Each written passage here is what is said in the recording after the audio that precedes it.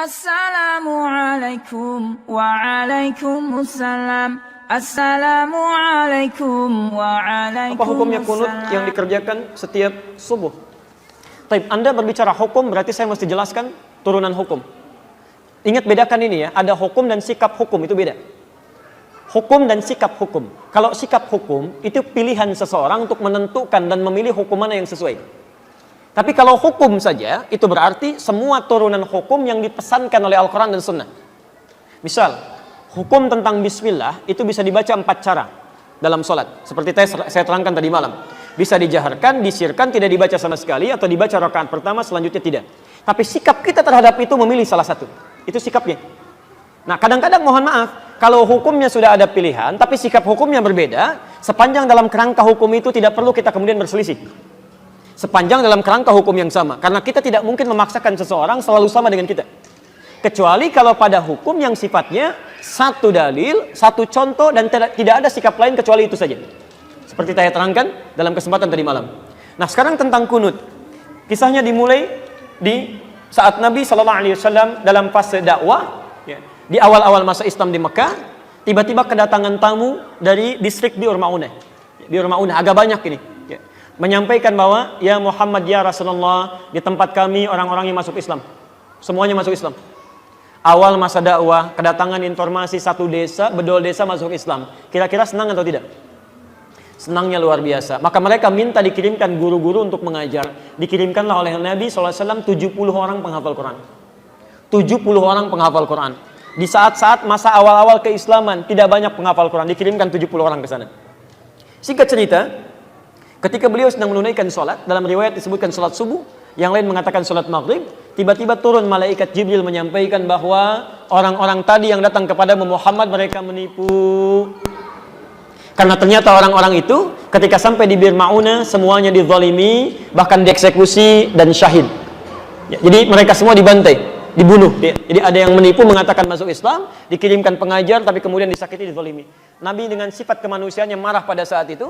Kemudian beliau berdoa kepada Allah Subhanahu wa taala. Ada yang mengatakan doanya sebelum ruku, ada yang mengatakan bangkit dari ruku. Maka beliau mengatakan Allahumma adzib fulan, Allahumma al'anhum. Ya Allah, tolong hukum si fulan, tolong laknat si fulan. Bahkan disebutkan sebagian dari suku-sukunya. Bani kedza, bani kedza, bani kedza. Itu berlangsung selama sebulan. Berlangsung selama sebulan. Hingga turunlah kemudian Quran surah ketiga Ali Imran ayat 128 sampai 129. Posisi paling kanan sebelah bawah di mushaf standar. Quran surah ketiga Ali Imran ayat 128 sampai 129. Ayat 128 ini poinnya. Laisa laka minal amri syai'un aw yatuba 'alaihim aw yu'adzibahum fa innahum zalimun. Ketika Nabi berdoa dengan kalimat hukum ya Allah, laknat si fulan ya Allah, tiba-tiba ayat yang turun itu begitu mengejutkan. Muhammad, kamu tidak punya hak untuk menghukum seseorang atau melaknat seseorang karena dia pernah berbuat salah.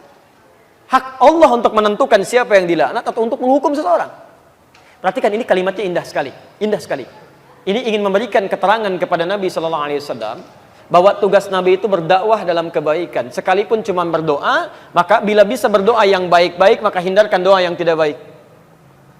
Ingin mengajarkan bahwa Muhammad, kamu masih berada di awal dakwah. Jangan cepat merasa panas, kemudian cepat menyinggung, minta dihukum dan sebagainya. Kalau nanti sikapnya seperti itu, nanti lama-kelamaan gak ada bedanya dengan umat terdahulu. Nabi Nuh ketika umatnya mulai menyimpang, minta kepada Allah, ya Allah, setelah berdakwah ya Allah, umat ini gak mau menerima ya Allah, maka turun azab Allah Subhanahu wa ta'ala. Kamu untuk umat terakhir sampai dengan kiamat. Kalau sikap sekarang minta umatnya dihukum, maka bagaimana dengan sikap dan keadaan mereka nanti sampai kiamat? Jangan-jangan gak ada umat nanti sampai kiamat deh, karena nabinya belum apa-apa sudah minta kemudian untuk menghukum. Maka turun ayat untuk meluruskan kepada Nabi supaya berdoa dalam kebaikan-kebaikan. Taib. Ini bukan Nabi salah, bukan, nilai kemanusiaan yang menjadikan bahwa mereka penipu. Sedangkan ini masih ada di awal dakwah. Tapi Allah kemudian menanamkan kesabaran dalam diri Nabi. Yang paling indah, turunlah kemudian ayat ini. Setelah ayat ini turun, terjadi dua peristiwa. Satu, Nabi tidak membacakan lagi doa tadi. Ya Allah, tolong laknat si fulan, ya Allah hukum si fulan. Tapi kemudian merubah doanya menjadi doa yang baik. Dalam bahasa Arab, sesuatu yang baik yang dimohonkan kepada Allah Subhanahu wa taala singkatnya disebut dengan kunut namanya. Kunut. permohonan yang baik-baik sebagai ketaatan kepada Allah. Karena Allah perintahkan berdoa dengan yang baik, ya, maka sifatnya disebut dengan kunut. Baik, maka peristiwa yang pertama, fokus, Nabi tidak membacakan doa itu lagi, lalu mengajarkan kepada cucunya Al-Hasan, kepada sebagian sahabatnya, doa yang terbaik sebagai pengganti doa yang ini. Apa doanya? Allahumma hadini fiman hadait, wa'afini fiman afait, wa tawallani fiman tawallait, wa barik li fima atait, wa qini syarra ma qadait. Tidak pakai birahmatika ya. Tidak pakai birahmatika, tapi dalam hadisnya wa qini syarra ma qadait. Itu yang diajarkan oleh Nabi sallallahu alaihi wasallam. Maka kemudian ada yang meriwayatkan Nabi tidak pernah membacakan doa itu lagi, dicukupkan, ya, tapi kemudian sahabat mempraktikkan doa itu dalam salatnya.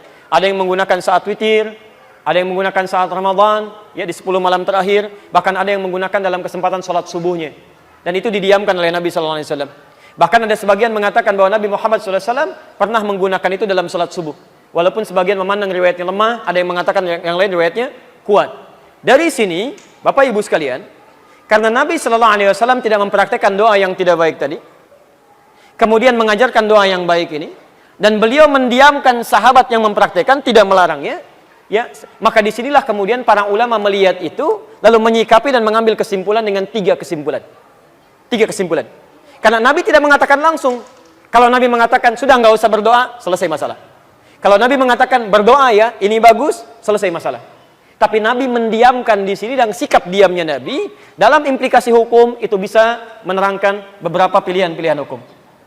Maka Imam Abu Hanifah mengatakan, karena Nabi sebelumnya tidak baca doa, dan setelah itu pun beliau tidak baca doa lagi, setelah turun ayat tadi, maka beliau menyimpulkan tidak ada doa kunut itu.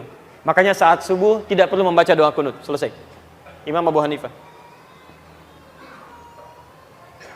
Imam Malik, Imam Syafi'i menyimpulkan, Nabi SAW baca doa. Doa ini diganti oleh Allah untuk yang baik-baik. Dan kemudian diajarkan oleh Nabi pada sahabat, sahabat membacakan, Nabi tidak melarang. Ini artinya itu pun dibenarkan kalau dibacakan. Maka dari itulah Imam Syafi'i, Imam Malik mempraktekkan doa kunut ini. Imam Malik membacakan sebelum ruku. Jadi begitu membaca surah di rakaat yang terakhir dalam sholat subuh, itu Imam Malik mempraktekkan kunut, tapi kunutnya nggak jahar, sir. Makanya setelah baca surat agak lama, itu sedang baca kunut dalam subuh. Imam Syafi'i memilih riwayat yang setelah ruku. Ruku i'tidal, sami Allahu liman hamidah, Rabbana walakal hamd, lalu membacakan ini dalam subuhnya. Plus Imam Syafi'i, Allahumma hdini fiman hadait, dan seterusnya.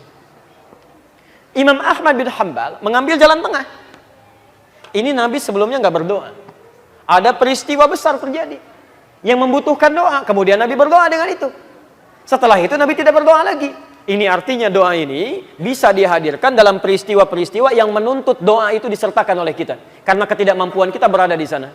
Peristiwa dahsyat besar yang meminta kita atau menuntut kita menghadirkan doa, itu dalam bahasa Arab disebut dengan nazilah. Nazilah. Maka dikenal dengan istilah kunut nazilah. Doa kunut yang dibacakan ketika terjadi peristiwa genting yang membutuhkan doa.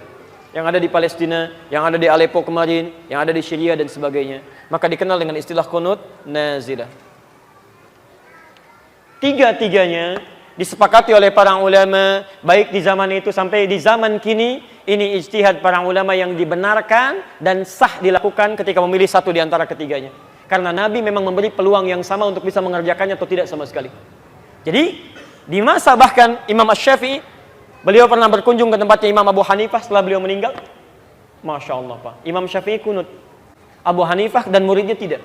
Begitu sampai ke tempat Imam Abu Hanifah, murid Imam Syafi'i mengatakan, ketika Imam Syafi'i diminta jadi imam, Syekh tafaddal, taumu bin nas, tusalli bin nas, Anda jadi imam. Murid Imam Syafi'i mengira Imam Syafi'i akan kunut. Mereka mengatakan pendapat kita akan unggul di sini.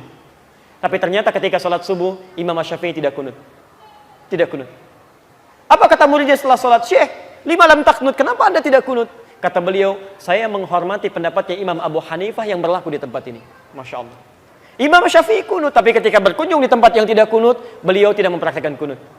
Imam Ahmad bin Hanbal juga, Masya Allah, beliau kunutnya nazilah, tapi ketika beliau berada di tempat Imam Syafi'i, beliau kunutnya kunut seperti biasa, bukan nazilah lagi.